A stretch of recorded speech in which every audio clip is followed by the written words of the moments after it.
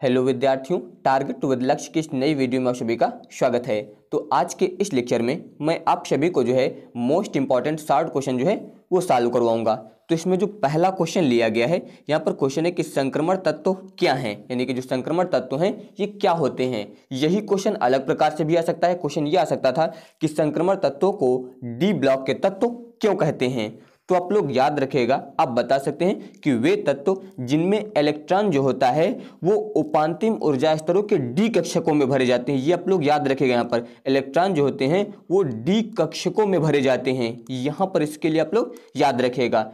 इसके अलावा ये तत्व जो होते हैं वो एस तथा पी ब्लॉक के मध्य स्थित होते हैं। एस और पी ब्लॉक के जो है मध्य स्थित होते हैं, इसीलिए इन्हें जो है संक्रमण तत्व कहा जाता है। ये आप लोग याद रखिएगा।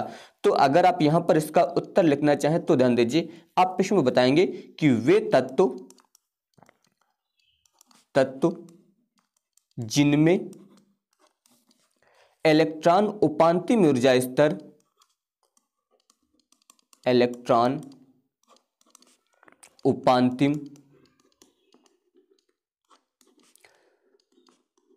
ऊर्जा स्तरों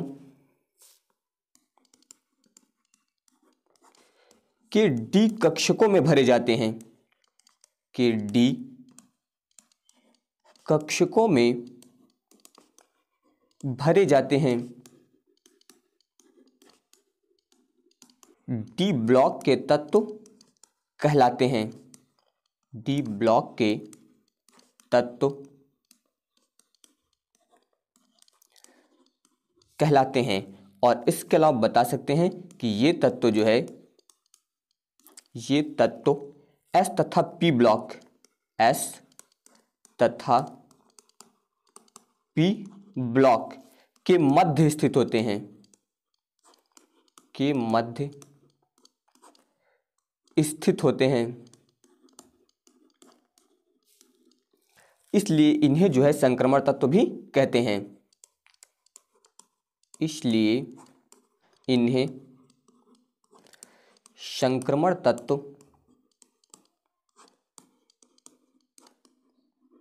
भी कहते हैं।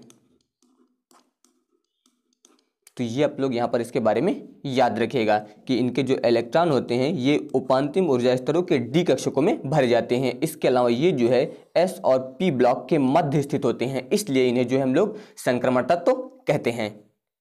अब इसके बाद ध्यान दीजिए, अगला क्वेश्चन यहाँ पर है कि संक्रमण तत्व की 4 विशेषताओं को लिखिए। यहाँ पर आपको संक्रमण तत्व की जो है विशेषताएं बतानी है, यानी कि इनकी जो है कौन कौन सी विशेषताएं होती हैं इसके बारे में आपको यहाँ पर बताना है। तो सबसे पहली विशेषता तो आप ये बता सकते हैं कि इनमें जो है धात्विक चालकता उपस्थित होती है। ये आप लोग याद रखिएगा। आप बता सकते हैं कि इनमें धात्विक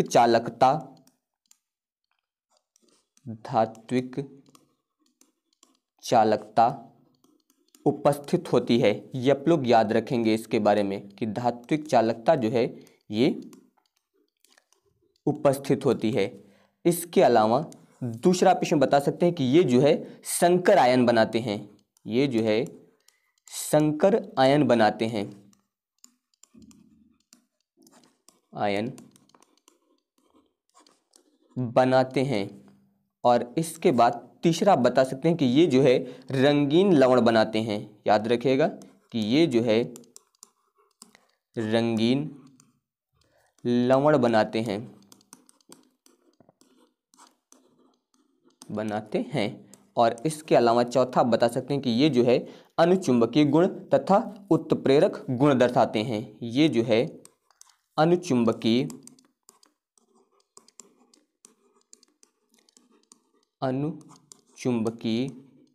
तथा इसके अलावा उत्प्रेरक गुण दर्शाते हैं।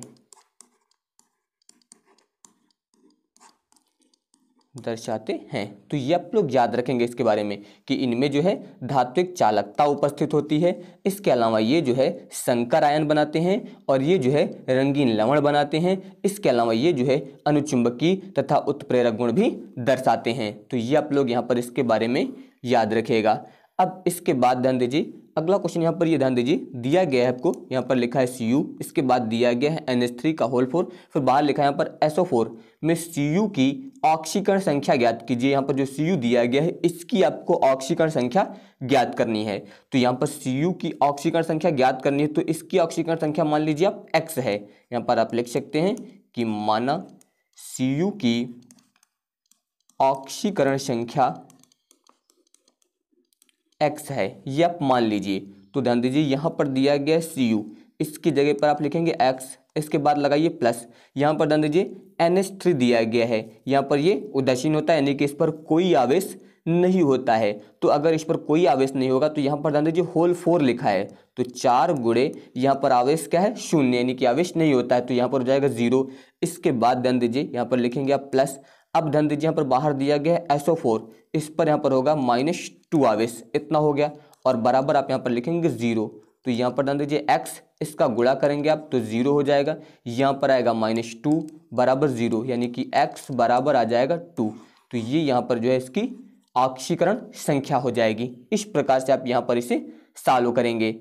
अब इसके बाद ध्यान दीजिए अगला क्वेश्चन जो यहाँ पर दिया गया है, क्वेश्चन यहाँ पर है कि अल्कोहलों का जलीय विलयन जो है वो विद्युत का कुचालक होता है, कारण स्पष्ट कीजिए। यानी कि जो अल्कोहल होते हैं इनका जो जलीय विलयन होता है ये विद्युत का कुचालक होता है, इसके लिए आपको यहाँ पर कारण बताना है। तो आप लोग याद रखिएगा कि जो अल्कोहल होते हैं, याद रखिएगा कि अल्कोहल में जो है सहसंयोजक बंध जो है वो पाए जाते हैं। याद रखिएगा अल्कोहल जो होते हैं इसमें सहसंयोजक आबंध पाया जाता है, जिसके कारण इनके जलीय विलयन में जो है कोई भी आयन उपस्थित नहीं होते हैं, क्योंकि इनमें जो है यहाँ पर सहसंयोजक आबंध पाया जाता है, और सहसंयोजक आबंध के कारण जो है इनमें आयन उपस्थित नहीं होते हैं, और आयनों की अनुपस्थित के कारण जो है इनका जलीय विलयन जो होता है वो विद्युत का कुचालक होता है। ये आप लोग यहाँ पर इसके बारे में याद रखेगा। तो आप इसमें यहाँ पर लिख सकते हैं कि अल्कोहलों में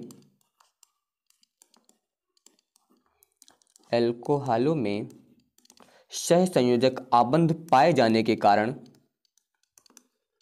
सहसंयोजक आबंध पाए जाने के कारण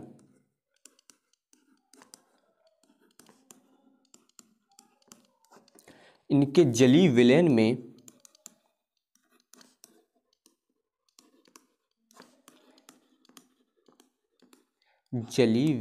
में कोई आयन जो है उपस्थित नहीं होता है। जलीय विलयन में कोई आयन उपस्थित नहीं होता है, उपस्थित नहीं होता है, और आयनों की अनुपस्थिति के कारण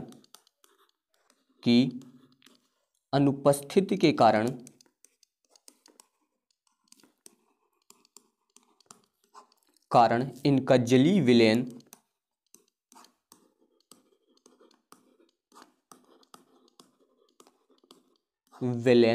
विद्युत का कुचालक होता है। जलीय विलयन जो है वो विद्युत का कुचालक होता है। इस प्रकार से आप यहाँ पर बता सकते हैं। अब इसके बाद ध्यान दीजिए अगला क्वेश्चन यहाँ पर कि सौंदर्य प्रसाधनों में कौन से अल्कोहल का प्रयोग किया जाता है तथा क्यों। तो आप लोग याद रखिएगा यहाँ पर कि सौंदर्य प्रसाधन में जो है एथिल अल्कोहल का प्रयोग किया जाता है। और क्यों किया जाता है, क्योंकि ये जो है एक अच्छा विलायक होता है, इसके अलावा ये जो है विषैला भी नहीं होता है, इसलिए यहाँ पर हम लोग सौंदर्य प्रसाधन में एथिल अल्कोहल का प्रयोग करते हैं। तो आप इसमें बता सकते हैं यहाँ पर कि सौंदर्य प्रसाधन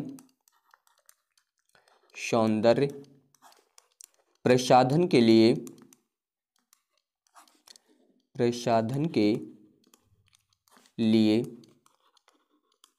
एथिल अल्कोहल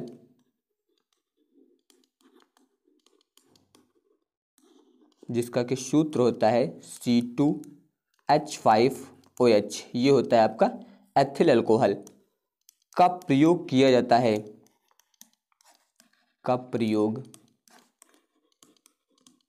जाता है क्योंकि यह एक अच्छा विलायक है,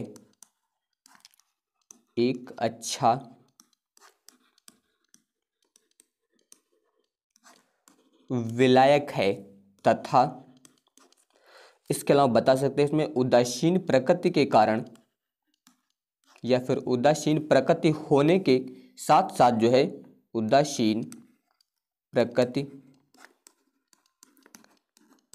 होने के साथ साथ यह विषैला भी नहीं होता है, यह विषैला भी नहीं होता है। तो आप लोग याद रखिएगा कि सौंदर्य प्रसाधन के लिए जो है एथिल अल्कोहल का प्रयोग किया जाता है। इसके बाद ध्यान दीजिए अगला क्वेश्चन यहाँ पर लिया गया है इसमें कि एथिलअमीन क्षारीय प्रकृति प्रदर्शित करता है, क्यों, स्पष्ट कीजिए। तो यहाँ पर ध्यान दीजिए बात हुई है एथिलअमीन की, यानी कि C2H5NH2 ये होता है आपका एथिलअमीन। इसमें यहाँ पर जो N दिया गया है यानी कि ये है आपका नाइट्रोजन परमाणु। तो इस नाइट्रोजन परमाणु पर जो है एकाकी इलेक्ट्रॉन युग्म उपस्थित होता है, ये आप लोग याद रखेगा।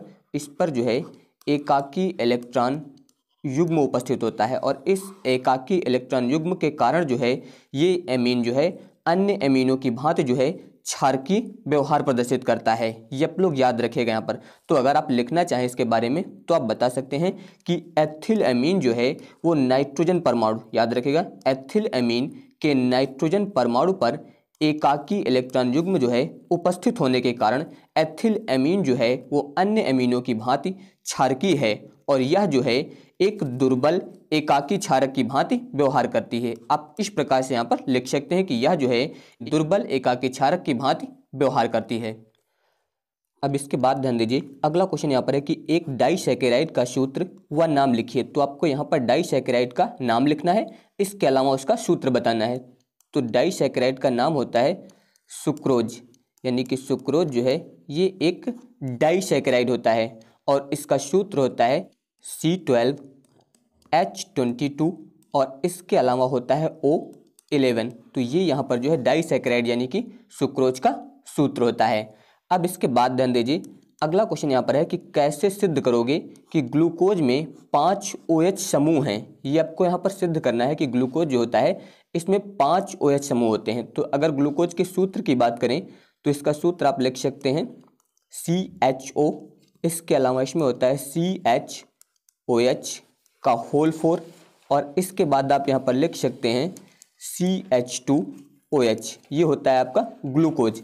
अगर इसकी क्रिया हम लोग PCl5 से करा दें और यहाँ पर PCl5 के आपको 5 अणु लेने हैं, तो जब इससे यहाँ पर क्रिया कराई जाएगी तो ध्यान दीजिए यहाँ पर हो जाएगा CHO, इसके अलावा यहाँ पर ध्यान दीजिए जो OH दिया गया ये यहाँ से निकलेगा और इसकी जगह पे Cl आएगा, तो यहाँ पर बनेगा CHCl का होल 4। इस प्रकार से इतना हो जाएगा।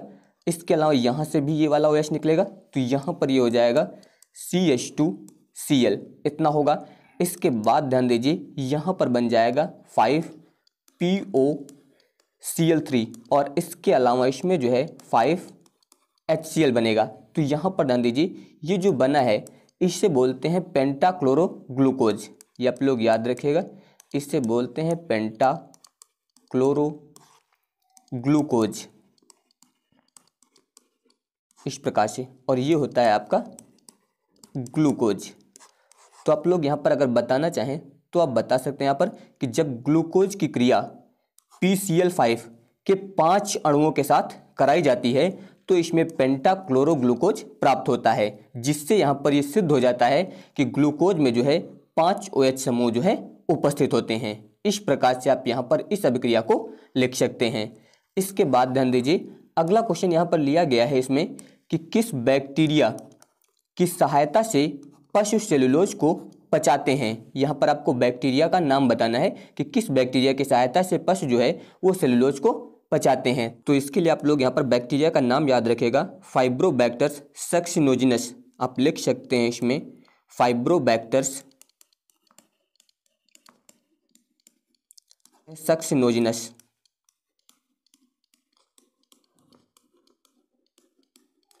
एक बैक्टीरिया ये है और इसके अलावा आप इसमें दूसरा बता सकते हैं रूमिनोकस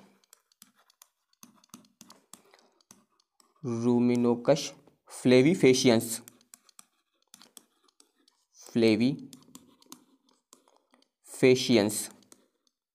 तो यहाँ पर आपको इन 2 बैक्टीरिया के नाम याद रखने हैं, एक फाइब्रोबैक्टर्स सक्सिनोजिनस और दूसरा यहाँ पर है रूमिनोकस फ्लेविफेशियंस। इन दोनों के नाम आपको यहाँ पर याद रखने हैं, यानी कि इन बैक्टीरिया की सहायता से पशु जो है यहाँ पर सेलुलोज को पचाते हैं। तो आप सभी लोग इस वीडियो को लाइक, शेयर और हमारे चैनल को सब्सक्राइब जरूर करिएगा। धन्यवाद।